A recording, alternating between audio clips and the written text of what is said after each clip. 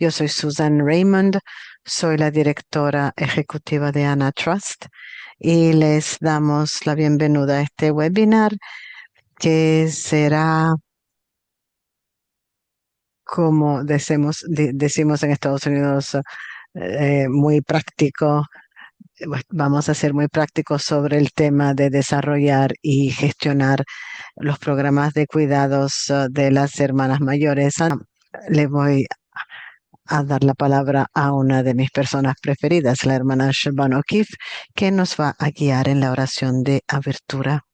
Tus ancianos soñarán sueños dirigiéndonos al dicasterio para los laicos y la vida familiar durante el año jubilar de la esperanza. El Papa León XIV dijo: los ancianos son una bendición para la dinámica misionera de la Iglesia, son un regalo, una bendición para ser bienvenida. Y una vida más larga es algo positivo. De hecho, es una de las señales de esperanza en nuestro tiempo en todo el mundo.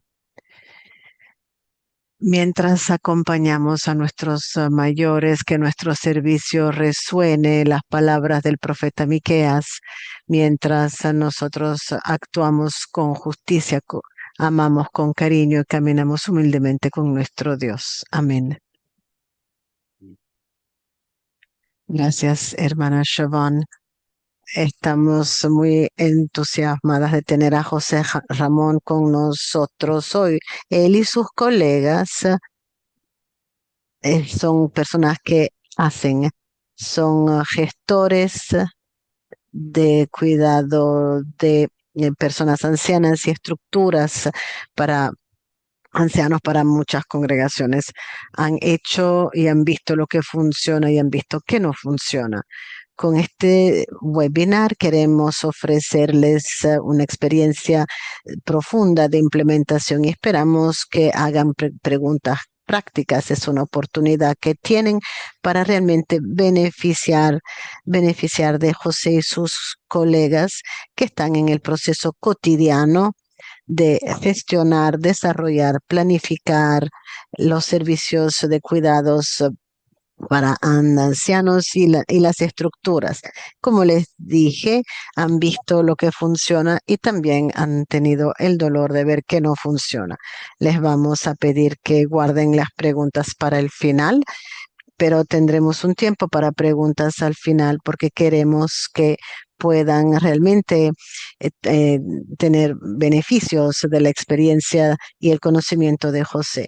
A este punto le doy la palabra a José Ramón, que nos va a guiar durante este seminario este webinar. Buenas Tienes la tardes. palabra, José. Gracias, Susan. Un placer y un privilegio estar aquí con vosotras. Gracias por la invitación. Y bueno, mi participación pretende, como bien dice Susan, ser muy práctica, intentar de alguna manera ayudar de las distintas realidades del mundo, ayudar a ver aquello que bajo nuestro punto de vista, bajo nuestra experiencia en España ha sido útil, ha sido práctico y ha venido bien a las congregaciones con las que nosotros colaboramos.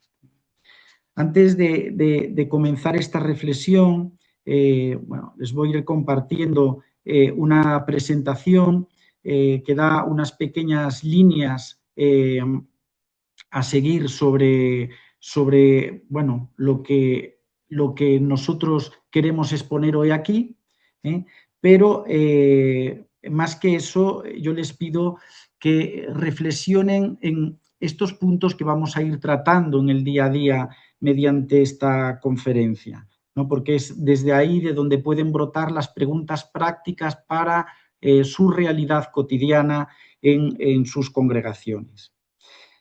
Antes de empezar y comenzar esta reflexión, quisiera presentar brevemente a la Fundación Summa Humanitate, a la que represento como director de operaciones, desde cuya experiencia nace gran parte de lo que hoy compartiremos.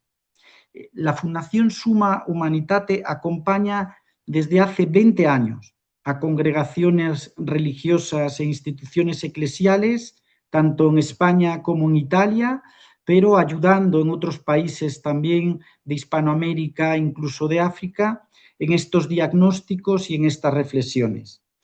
Y actuamos sobre todo en ambientes o en ámbitos eclesiales especialmente sensibles, como son el cuidado de personas mayores, en enfermerías de congregaciones religiosas, en la gestión de residencias de personas mayores y también en algunas casas sacerdotales, lo que es la atención a los sacerdotes más dependientes.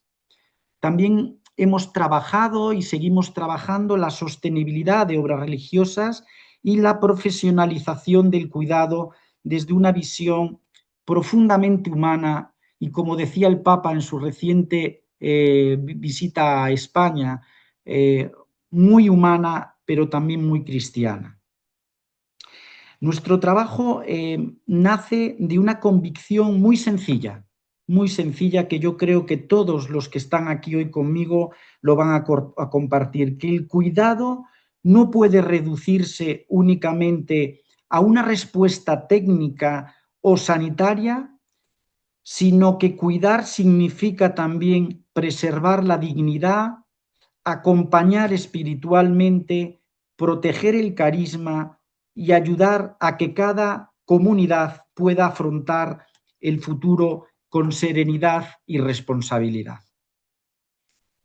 En un contexto que vemos todos, pero principalmente en Europa, de envejecimiento creciente de la vida religiosa, la Fundación busca ofrecer herramientas concretas para ayudar a congregaciones a planificar, discernir, profesionalizar estructuras y construir modelos sostenibles de atención y acompañamiento.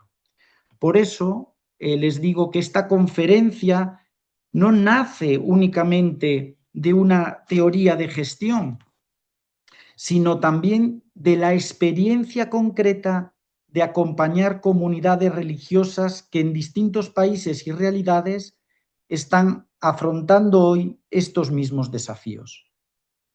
Y precisamente por eso queremos reflexionar juntos sobre una de las responsabilidades más delicadas y más evangélicas de la vida religiosa, el cuidado de nuestros religiosos mayores y la planificación responsable del futuro de nuestras comunidades. Sin duda, les comentaba antes, ¿no? Estamos inmersos en un momento histórico, sin ninguna duda. Muchas congregaciones están experimentando simultáneamente, por un lado, el envejecimiento, más en Europa, la disminución de vocaciones en algunos países, por otro lado, el crecimiento rápido en otros. En lugares, como les decía antes, sobre todo de Europa, el aumento de los costes sanitarios y una transformación profunda de las estructuras comunitarias. No les descubro nada cuando hablo de todo ello. Sin embargo, frente a esta realidad, detecto dos riesgos bastante comunes y que, no por repetidos, son fáciles de corregir. Un primer riesgo es la improvisación. Un segundo riesgo, la parálisis por miedo. Creo que todos entendemos que ninguno de los dos caminos es evangélico, pero que es algo que, cuando compartimos con las compañeras y los compañeros de nuestras propias congregaciones, experimentamos estas dos realidades. Por un lado, la improvisación y por el otro lado, la parálisis. La vida religiosa siempre ha sabido discernir los signos de los tiempos. La historia de la Iglesia nos lo enseña y es maestra para nuestros días. Hoy, uno de esos signos es la necesidad de planificar con sabiduría, con serenidad y con visión de medio-largo plazo. Y les digo y añado, y esto hacerlo sin miedos, sin ataduras, sino con valentía, audacia y esperanza. Mirad, no está en juego la vida consagrada, que es mucho más que nuestra propia realidad congregacional, pero sí está en juego cómo nuestra congregación, la de que cada uno de los que estamos aquí presentes, avanza en este momento de la historia, qué papel tiene y hacia dónde se dirige.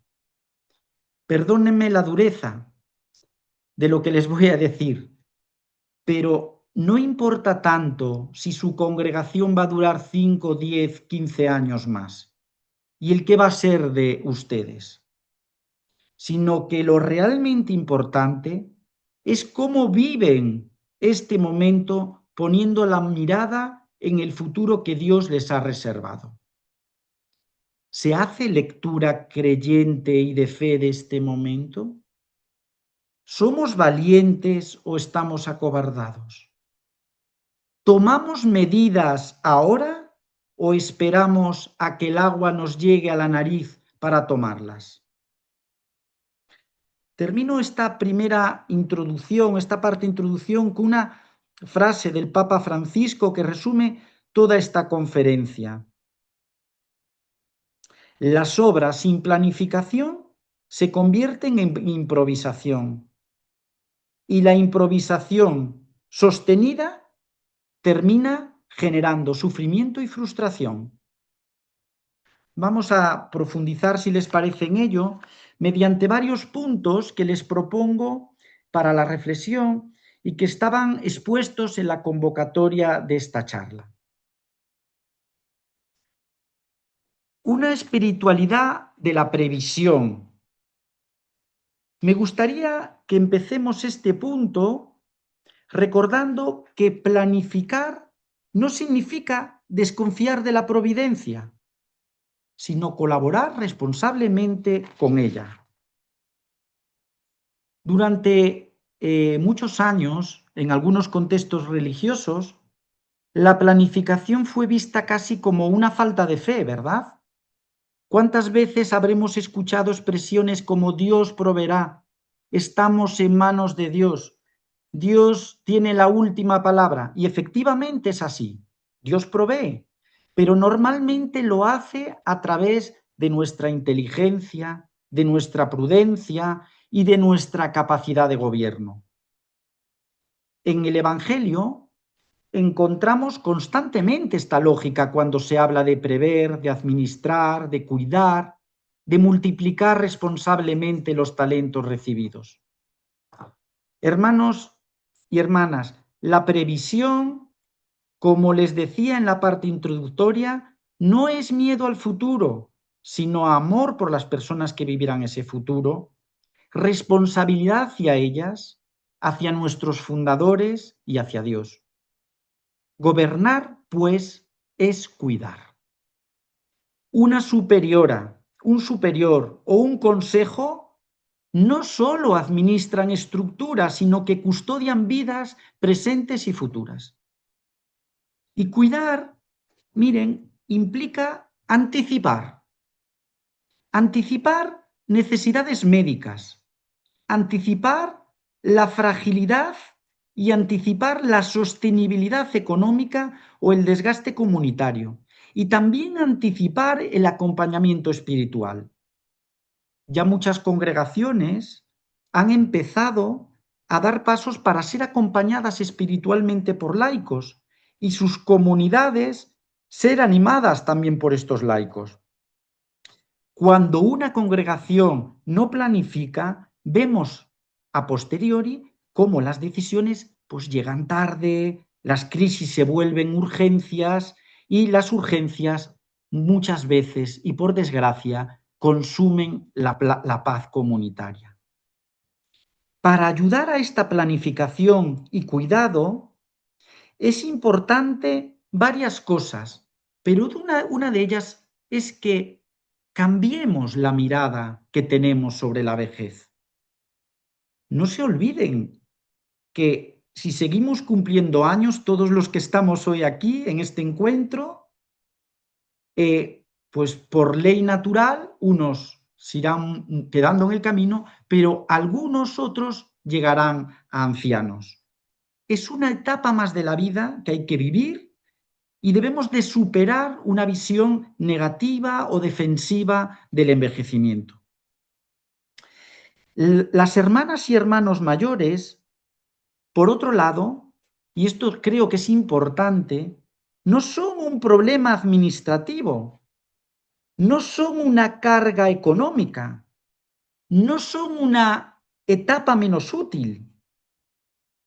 Miren que son memoria viva del carisma, son el tesoro más importante que tiene la congregación y diría más, el corazón mismo de la congregación está en ellos y el sustento en oración de la congregación también está en ellos.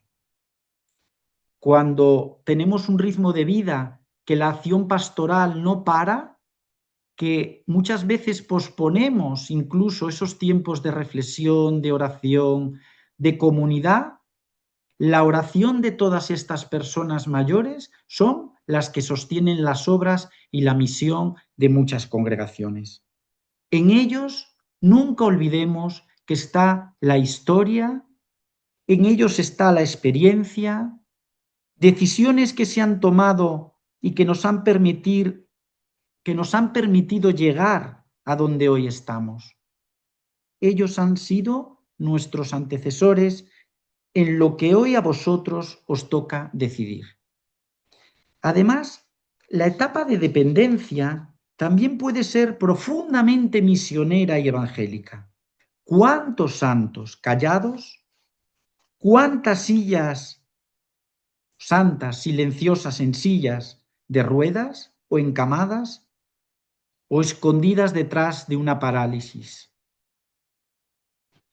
Miradas de Cristo que se nos deberían de clavar en el corazón, removernos y comprometernos.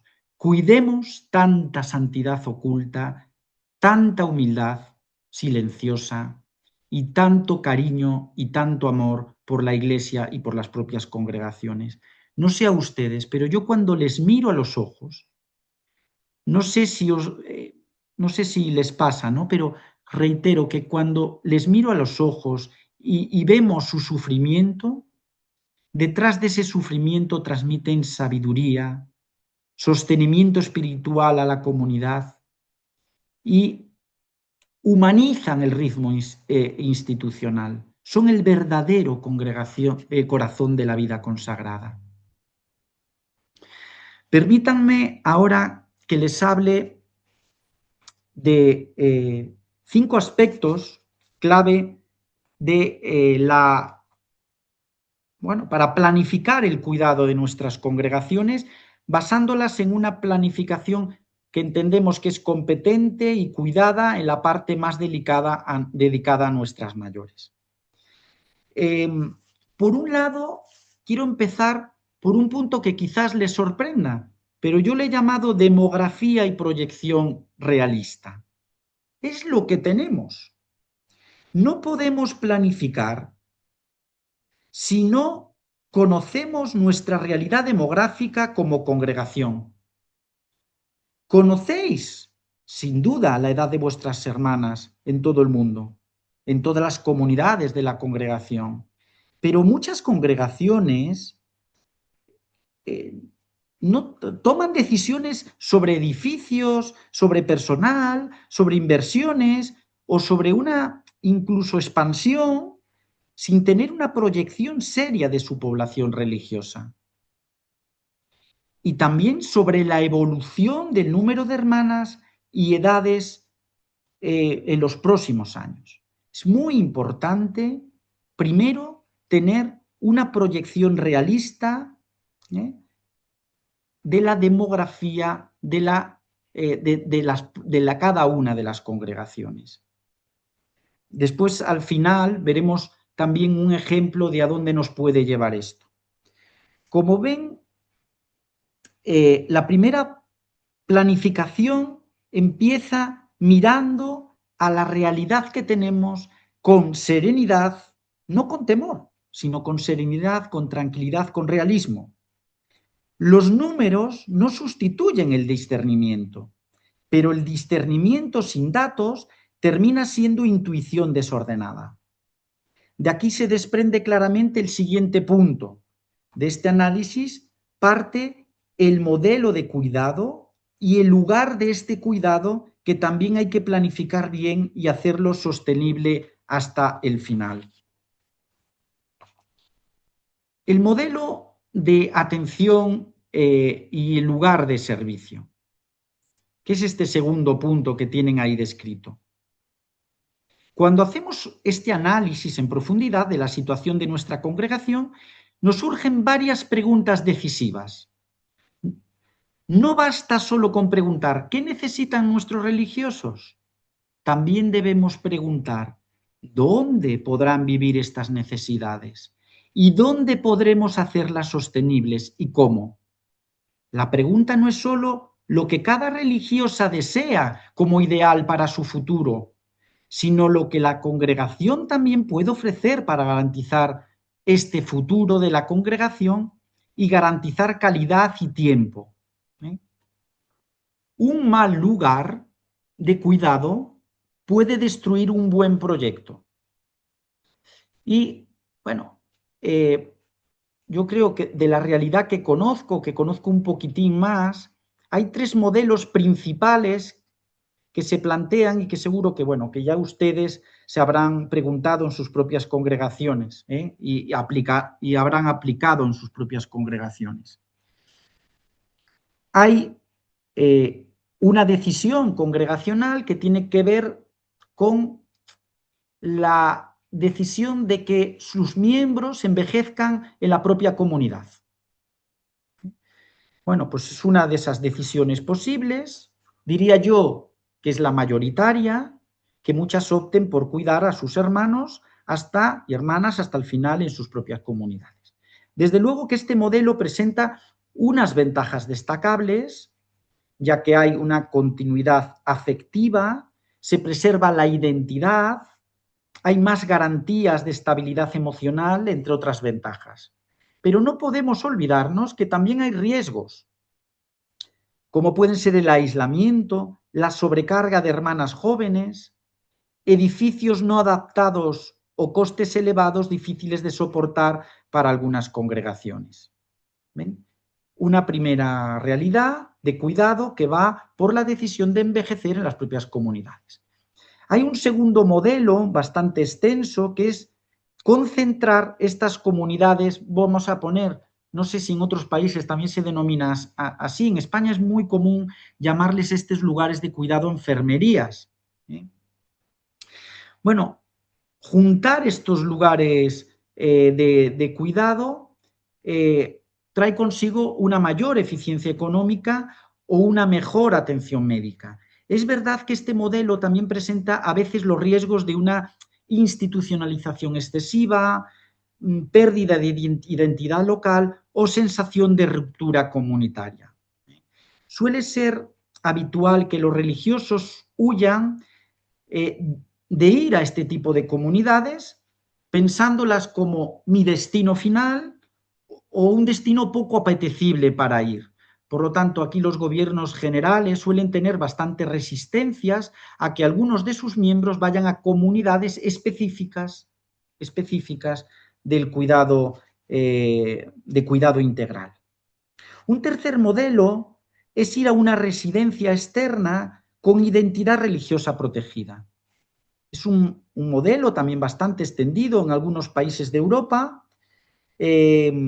bueno, en países como Francia, como Países Bajos o en general los países anglosajones, es un modelo más extendido que, por ejemplo, la Europa mediterránea. A veces es la solución más realista, pero requiere acuerdos claros, acompañamiento humano y espiritual y protección de un estilo de vida religioso. También es cierto que hay que sopesar el duelo institucional que provoca el que sus propios hermanos o hermanas de la congregación no sean atendidos en sus propias estructuras. Para valorar, se estarán preguntando, vale, José Ramón, y para valorar un buen lugar que atienda a nuestros religiosos y religiosas mayores, ¿qué tenemos que hacer? Bueno, primero no caer solo en una evaluación médica, sino que también debe incluir aspectos funcionales como si es un sitio que tiene buena accesibilidad, si tiene ascensores amplios, si tiene una cercanía hospitalaria, si el edificio presenta una seguridad estructural, un transporte cercano, espacios en el exterior para poder pasear. Yo creo que es importante. No siempre cada congregación puede tener estos requisitos, pero creo que son importantes. Los aspectos económicos, como el coste energético, el mantenimiento, las adaptaciones futuras o la viabilidad de soportar esta estructura, la media que la congregación soporte, 10, 15 años, o incluso otros aspectos que se puedan tener en cuenta. Yo creo que es bueno evaluar. Cada congregación es un mundo, no es lo mismo congregaciones pequeñas de 30, 40, 50 miembros que congregaciones un poquito más grandes. No es lo mismo congregaciones que están en proceso casi de disolución que congregaciones que todavía mantienen una potencialidad en el noviciado. No es lo mismo y hay que tenerlo en cuenta. Pero sobre todo, miren, muchas de las que estáis aquí entiendo que no son de vida contemplativa, son de vida activa. Y yo siempre digo a mi equipo de trabajo que a veces encerramos entre cuatro paredes a gente que ha sido misionera, educadora, que ha estado mirando para afuera. Y llega un momento de su vida que tiene una necesidad y resulta que justo en ese momento las hemos encerrado entre cuatro paredes. Es muy triste, muy doloroso y tenemos que tener en cuenta que la vida, como les decía antes, no se termina por tener 80, 85 años y estar en una silla de ruedas. A veces hacemos que esa vida se diluya por encerrar a esas personas exclusivamente entre cuatro paredes. Otro punto de estos 5 ejes es, sin duda, la sostenibilidad económica. ¿Por qué no? Hay que decirlo. Es un tema que generalmente, y a mí también en particular, no nos gusta mucho hablar y tendemos a evitarlo, pero hablar de dinero en la vida religiosa puede resultar, por un lado, incómodo, ciertamente, pero ignorar la economía no es pobreza evangélica, sino que es irresponsabilidad. La sostenibilidad económica de las congregaciones religiosas constituye hoy, sin duda, uno de los principales desafíos para su continuidad institucional y social. Tenemos descenso de vocaciones, hay envejecimiento de los miembros y el incremento de los costes de mantenimiento patrimonial obligan a replantear los modelos tradicionales de financiación y de gestión. Las congregaciones habéis pasado de estructuras basadas en la autosuficiencia y el trabajo comunitario a modelos más complejos que requieren profesionalización de la gestión económica y patrimonial. En este contexto, la planificación presupuestaria, el control interno y la diversificación de ingresos se convierten en elementos esenciales para garantizar la viabilidad futura. Asimismo, hablamos de sostenibilidad económica cuando hablamos de que esto implica preservar la misión social y espiritual de las congregaciones sin comprometer su estabilidad financiera.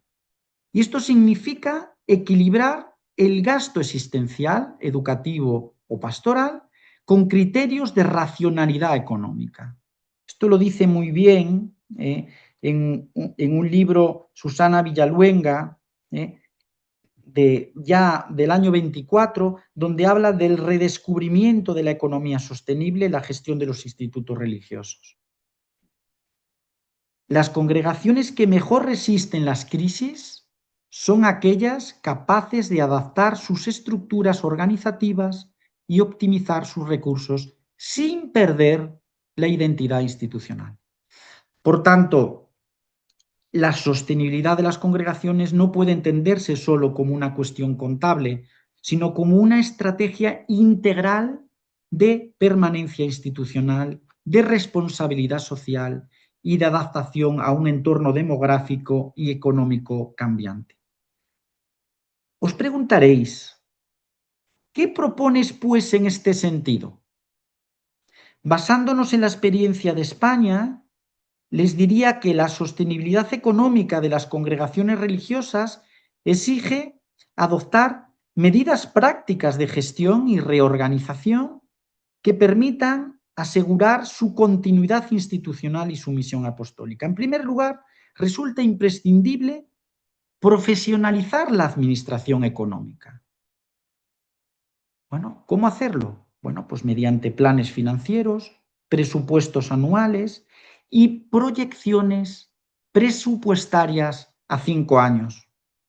Y sistemas de control interno que permitan conocer con precisión ingresos, gastos y riesgos patrimoniales. Y miren, permítanme que diga aquí un poco una parte de la experiencia que estamos teniendo a este nivel. Viendo esta necesidad, algunas congregaciones lo han fiado todo pues a una persona. Conocemos a uno que ha sido banquero, que ahora como voluntario nos ayuda en esta misión, o conocemos a este economista que vamos a contratar para esta misión. Bien, no quiero decir que no funcione ni que no pueda funcionar, pero es evidente que hay un riesgo mayor. Una persona sola te puede fallar. Es más complicado que te falle una institución. Yo por eso digo que profesionalicen esto con instituciones. Porque las personas se cogen bajas, se pueden ir, pueden dejar todo colgado. Son más difíciles de supervisar. Una institución se juega su compromiso, su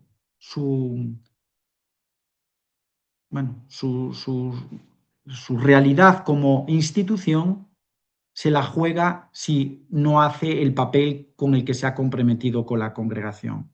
Muchas congregaciones, esto lo sabéis bien, han funcionado históricamente con modelos basados en la confianza y la administración doméstica, pero el contexto actual requiere estructuras técnicas, transparentes y profesionalizadas.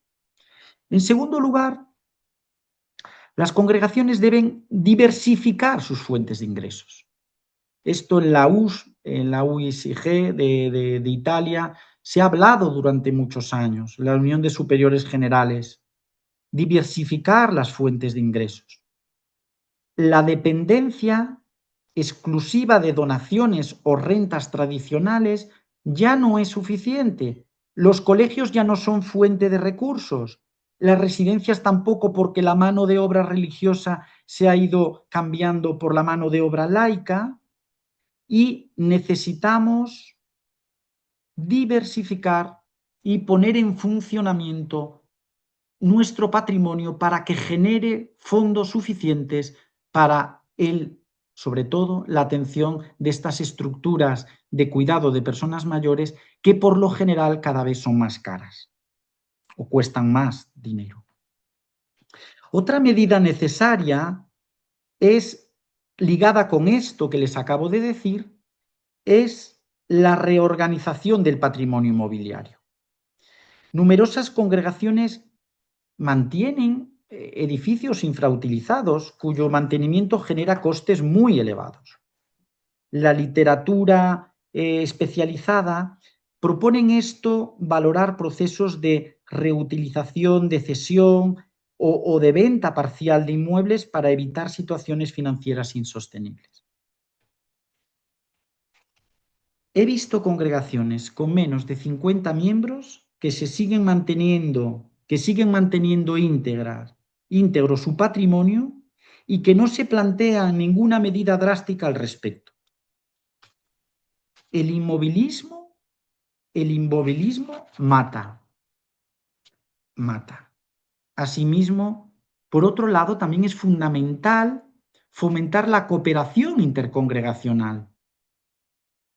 Compartir servicios administrativos, residencias, enfermerías, centros sanitarios o recursos formativos nos permite reducir los costes estructurales y optimizar recursos humanos y económicos. Por último, sobre esta parte, sí que me gustaría hacer énfasis, enfatizar, dar importancia a incorporar planificación estratégica a largo o medio plazo. No nos puede, como decimos en España, esta expresión, no nos puede pillar el toro.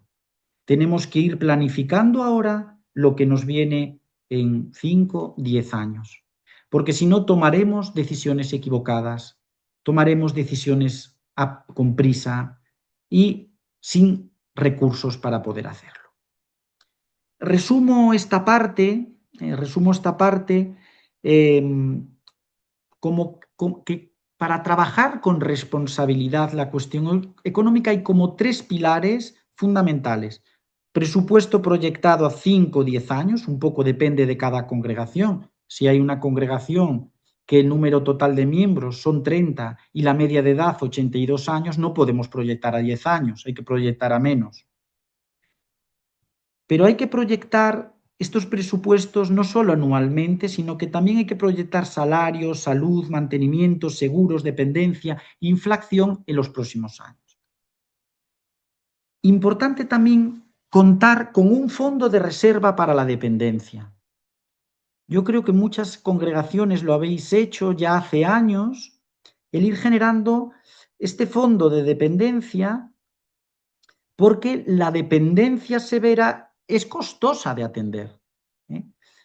Y claro, algunas llegan tarde a esto, cuando las necesidades ya son urgentes o los recursos son insuficientes. Crear un fondo de reserva a la dependencia. Y tercero, diversificar, como le estaba comentando, los ingresos.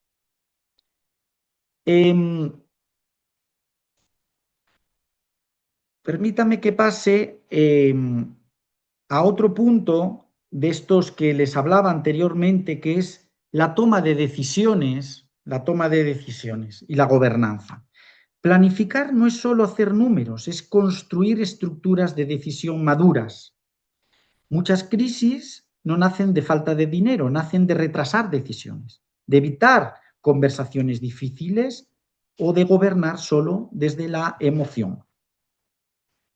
Creo que nos tenemos que hacer una serie de preguntas que son esenciales. ¿Quién toma las decisiones estratégicas? ¿Quién supervisa los fondos? ¿Cada cuánto se revisa el plan? ¿Existe transparencia? ¿Hay asesoramiento externo competente? Es esencial hacernos estas preguntas para evitar una serie de errores que se repiten con demasiada frecuencia. Por un lado, se siguen tomando muchas decisiones movidas por las emociones. La expresión siempre se ha hecho así es mítica y sigue siendo muy actual, muy actual. Por otro lado, hay una tendencia a posponer decisiones estructurales. Esperar demasiado vuelve todo más caro y más doloroso. Y por último, hay tendencia también a que en algunas congregaciones tiendan a esa centralización excesiva. Cuando todo depende de una sola persona, bueno, es evidente que aumenta el desgaste, disminuye la objetividad y crece el riesgo institucional, como comentábamos antes. Bueno, se suele escuchar, como nosotras ya no podemos, vamos a fichar a alguien que haga lo que nosotras queremos, pero que nos quite lo más enfarragoso. Gran error que lleva a veces a grandes disgustos y fracasos. Toda congregación debería realizar una revisión estratégica cada 3 años, una auditoría financiera periódica y una revisión demográfica continua, porque no olvidemos que gobernar bien no es controlar más, es decidir antes de que la realidad obligue a decidir bajo presión o a que otros tomen decisiones por nosotras.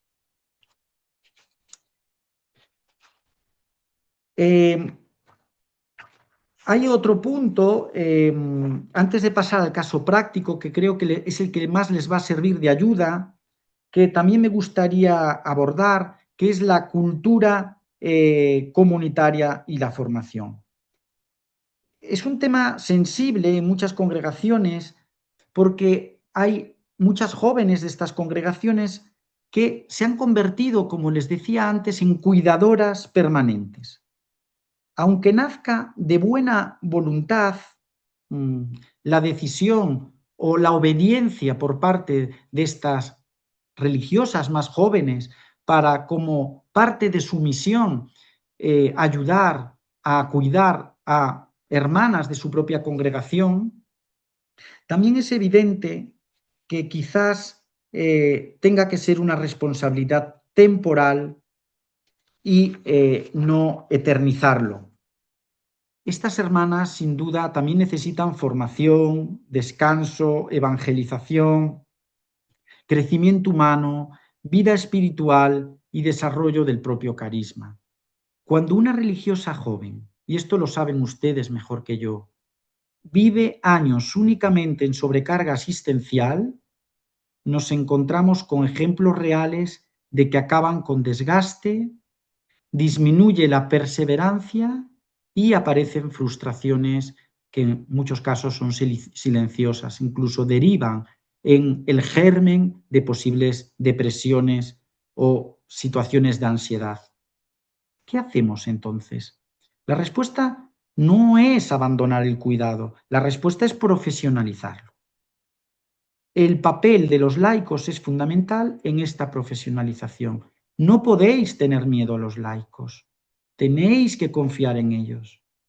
No son mano de obra, permítanme la expresión un poco dura, no son mano de obra esclava que viene a cumplir con nuestras imposiciones, sino que vienen a cuidar de forma profesional a nuestros mayores. Hay que cuidar a los profesionales, hay que valorar su trabajo duro que hacen. Y es cierto que aquí muchas congregaciones expresan preocupación porque, bueno, es que los laicos no comprenden nuestra vida religiosa. Es verdad, muchas veces no lo comprenden, pero frecuentemente porque nadie se lo ha explicado de manera estructurada, ni les ha dedicado un tiempo precioso a ello. ¿Les dedicamos tiempo de calidad a los laicos? Dentro de su jornada laboral, dedicamos un tiempo a hablarles del instituto, del carisma, de la espiritualidad, del lenguaje comunitario, de los límites, de la confidencialidad. ¿Qué valores son irrenunciables, por ejemplo, para ustedes? ¿Les comentamos eso para un mejor cuidado? No se puede cuidar bien lo que no se conoce. Tenemos que poner en marcha mecanismos de conocimiento individuales de cada una de las hermanas que tenemos entre manos para poder cuidar su integridad, no solo una integridad física, también emocional, psicológica, espiritual, formativa. No podemos atender esa necesidad si lo desconocemos. Y muchas veces al personal únicamente lo ponemos en marcha en una comunidad donde se encuentran con una situación de dependencia sin ir más allá, sin tener en cuenta que el cuidado requiere conocimiento. Les decía que, bueno, les voy a poner, ya para terminar, les voy a poner un caso práctico que les pueda ayudar a algunas de ustedes, por lo menos, a iluminar el camino que pueden estar, en el que pueden estar trabajando.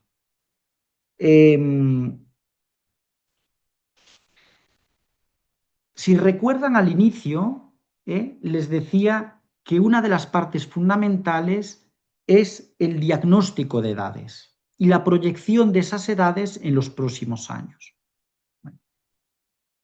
Por lo tanto, lo primero que tenemos que preguntarnos cuando tenemos delante nuestra realidad congregacional es ¿cuál es la edad media de mis comunidades? ¿Cuántos religiosos tienen más de 75 años? ¿Cuántas necesitarán ayuda parcial en 3, 5 años? ¿Cuántos requerirán cuidados complejos en los próximos años? ¿Cuál es la esperanza de vida de nuestro país, allá donde estén? ¿Qué porcentaje de vocaciones persevera realmente? ¿Cuántos fallecimientos hemos tenido en los últimos años? Y sobre todo tener con ello esa proyección de edades en 5, 10, 15 años, dependiendo un poco de cada una de la congregación. Estos planteamientos puede que nos cueste hacerlos y tendemos más a pensar en el presente, pero son necesarios ponerlos encima de la mesa. La fotografía es de una congregación cualquiera, póngale el nombre que quiera, no vamos aquí a poner nombres, con 65 miembros en total, repartidas en 2 comunidades en Italia, 12 y 10 miembros en cada una de ellas, otras 4 comunidades repartidas en Estados Unidos, México y Perú.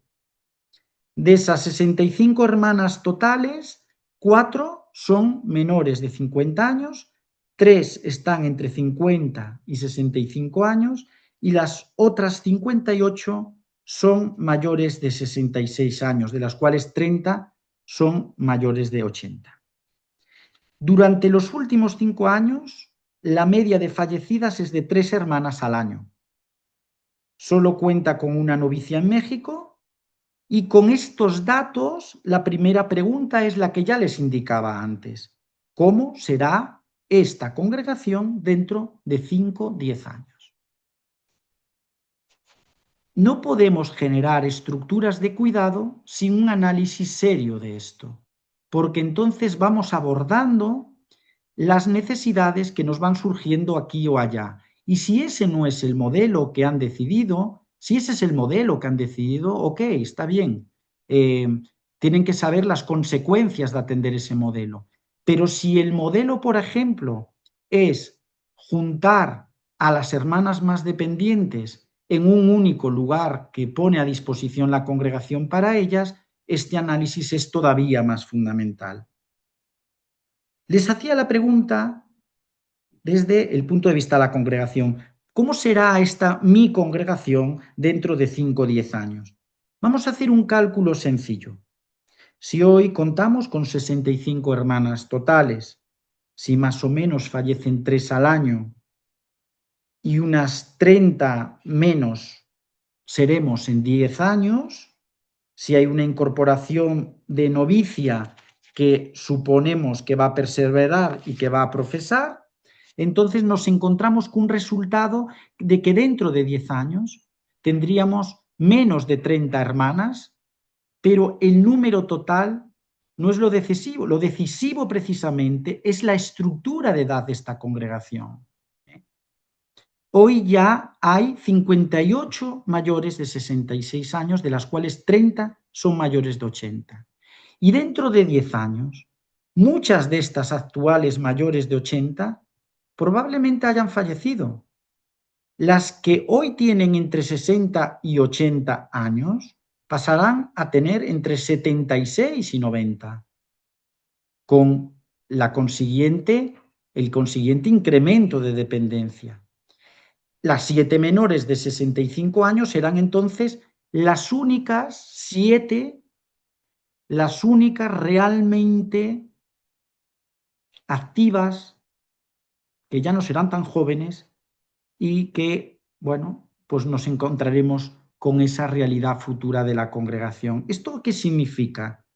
Que la congregación probablemente tendrá muy pocas hermanas disponibles para gobierno, para la formación, para la animación del instituto, y tendrá comunidades sobredimensionadas para personas muy mayores y un enorme incremento de necesidades sanitarias y asistenciales que habrá que atender. Habrá que atender esas necesidades, habrá que dotar de recursos de esas necesidades el tiempo que esas estructuras de cuidado nos vayan a durar. Ese análisis, reitero, se hace antes de encontrarnos con la realidad. Por lo tanto, hay que poner en marcha esos recursos que nos permitan sostener estas estructuras de cuidado en el futuro. Con 35 hermanas dentro de 10 años, sostener 6 comunidades internacionales, como les detallaba al principio de este caso, es absolutamente insostenible. Vamos finalizando saben que estos planteamientos, bueno, pues no son fáciles de hacer, pero que nos ayudan a preparar una posible integración futura, ¿no? Algunas congregaciones llegan a un punto de que la continuidad jurídica independiente deja de ser realista. Me parece que en una reunión anterior con Susan, tanto mi compañero Marco como yo le comentábamos que en estos últimos años hemos acompañado la realidad de 2 institutos de vida consagrada que se han disuelto como instituto, han desaparecido como tal ante la Santa Sede, con el dolor, el sufrimiento que esto conlleva. Hay que intentar tomar medidas antes para no llegar a esto, sobre todo cuando estamos ya en unos números inferiores globales a menos de 100 miembros y sin vocaciones en el horizonte. Con esto se marca esta hoja de ruta que tienen aquí. Una hoja de ruta donde el año primero tendría que haber un diagnóstico demográfico, una auditoría económica, una evaluación de edificios y un equipo de trabajo, montar un equipo de trabajo. El año 2, una definición del modelo de cuidado, una creación de este fondo de reserva del que les hablaba anteriormente y una identificación de alianzas profesionales, contar con laicos profesionales como con entidades que les puedan ayudar en esta misión. El año 3, la formación de cuidadores laicos, ya en las propias estructuras, un plan realista de sostenibilidad de estas estructuras y una revisión de esa sostenibilidad. Permítanme terminar con esta convicción de que el futuro no se improvisa, se discierne, se planifica y se cuida. Y cuidar es una forma profunda de amar. Muchas gracias. Muchas gracias, José. Muchas gracias. Quisiera decir que nuestro próximo seminario será el 7 de julio con la hermana Siobhan O'Keefe, una reflexión y se llama He venido para que tengan vida en abundancia. Así que por favor, si les interesa pasar un tiempo reflexionando con la hermana Siobhan sobre temas de envejecimiento, creo que Miriam ha puesto la inscripción en la chat. Por favor, vayan a nuestro sitio web. Gracias por participar.